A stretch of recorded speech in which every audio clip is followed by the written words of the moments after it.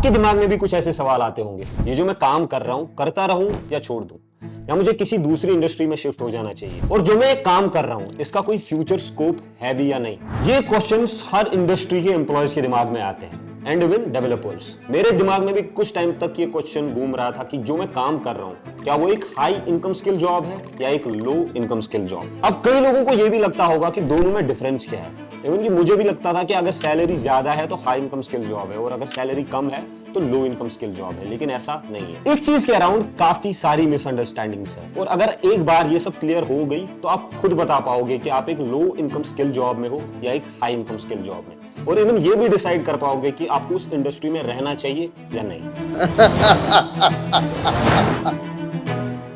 अब पहले समझते हैं हाई इनकम स्किल्स कौन सी है। अगर हम वीडियो एडिटिंग की बात करें, ग्राफिक डिजाइनिंग की बात करें, हमारा अपना फील्ड कोडिंग की बात करें, सेल्स या मार्केटिंग, ये सारी जॉब्स हाई इनकम स्किल्स में कंसिडर की जाती है। अब ये लो इनकम स्किल्स कौन सी है? Jobs like call center, data entry, taxi driver या डिलीवरी पर्सन, ये सारी जॉब्स लो इनकम स्किल्स में कंसिडर की जाती है। अब फर्क क्या है दोनों में? फॉर एग्जाम्पल, एक engineer as a fresher start काम कर रहा है, हो सकता है उसकी बेस सैलरी अराउंड 5000 ही हो, लेकिन ऑन द अदर हैंड अगर एक डिलीवरी पर्सन काम करना स्टार्ट कर देगा, उसको पहले ही अराउंड 20,000 सैलरी मिल जाएगी। अब यहां समझने वाली बात यह है कि जो एक प्राइमरी फैक्टर होता है एक हाई इनकम स्किल जॉब का, वो होता है एक्सपीरियंस। हो सकता है हमारे इंजीनियर भैया को बिगिनिंग में कम सैलरी मिल रही है, लेकिन एक बार उसकी स्किल डेवलप हो गई, एक्सपीरियंस के साथ साथ उसकी सैलरी भी बढ़ती रहेगी। वही अगर हम एक फूड डिलीवरी पर्सन की बात करें, अगर उनको 20 to 30 रुपीज मिल रहे हैं पर डिलीवरी के, अगर उसके पास 20 साल का एक्सपीरियंस भी होगा, तो क्या उसको उन 20-30 रुपए के बजाय 100 रुपए मिल जाएगा?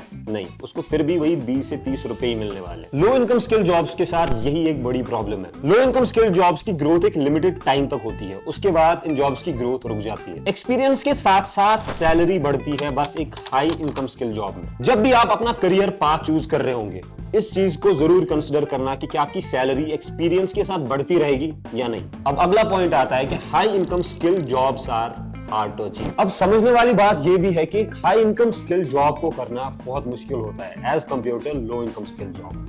लेकिन ऐसा होता क्यों है? फॉर एग्जाम्पल, आपके पास एक बंदा आता है जो आपको बोलता है कि ब्रो मेरे को एक ऐप डेवलप करके दो या एक वीडियो एडिट करके दो। आप ये काम तब तक नहीं कर सकते जब तक आपको उन फील्ड्स के रिलेटेड नॉलेज नहीं हो। तो आपको पहले इन चीजों की स्किल्स डेवलप करनी पड़ेंगी, फिर जाके आप उनका काम कर पाओगे। तो अगर आपको एक हाई पेइंग पोजीशन चाहिए, मेक श्योर आप एनफ टाइम और एफर्ट्स इन्वेस्ट कर रहे हो उन रिलेवेंट स्किल्स को डेवलप करने में। अब हम लो इनकम स्किल्स की बात करते हैं। अगर मैं आपको एक पेंट का डब्बा दूं, आप इस दीवार को पेंट कर पाओगे? बड़े आराम से।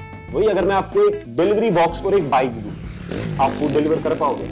बड़े आराम से। इसका मतलब है एक लो इनकम स्किल जॉब करना बहुत आसान है। तो अगर आपको एक हाई इनकम स्किल जॉब चाहिए, आपके पास उस फील्ड के रिलेटेड ब्रीफ नॉलेज और रेलेवेंट स्किल्स होना बहुत इंपॉर्टेंट है। एक हाई इनकम जॉब को अचीव करने में बहुत मेहनत लगती है, बहुत स्ट्रगल करना पड़ता है और बहुत ज्यादा एफर्ट्स डालने पड़ते हैं। और वही एक लो इनकम स्किल जॉब बिना ज्यादा एफर्ट्स डाले हुए as soon as you join पैसा आना शुरू हो जाए। और एक हाई इनकम स्किल जॉब में भले ही आपको कम सैलरी में स्टार्ट करना पड़े, लेकिन बढ़ते एक्सपीरियंस के साथ आपकी सैलरी भी बढ़ती रहेगी। तो अब आखिर में आपके दिमाग में क्वेश्चन आया होगा कि अगर हर बंदा हाई इनकम स्किल जॉब करेगा तो ये लो इनकम स्किल जॉब कौन करेगा?